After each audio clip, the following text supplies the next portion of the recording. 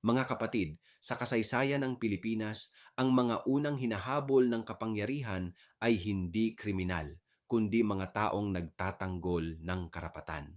Mga abogado, community organizers, leader simbahan, kabataan, at ordinaryong mamamayan na nagtanong lang kung bakit may inaapi.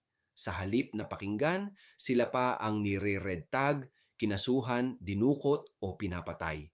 Dahil sa mata ng mapang-aping estado, ang nagmamahal sa bayan ay mas delikado kaysa magnanakaw. Pero ang totoo, ang mga human rights defenders ang nagbubuhat ng konsensya ng lipunan. Sila ang mga propeta ng ating panahon, tinatawag tayo pabalik sa katarungan kahit kapalit ang sarili nilang buhay at kalayaan. Mga kapatid, kung may dapat tayong pakinggan, sila iyon dahil ang kanilang tapang ay sinag ng Diyos sa madilim na panahon.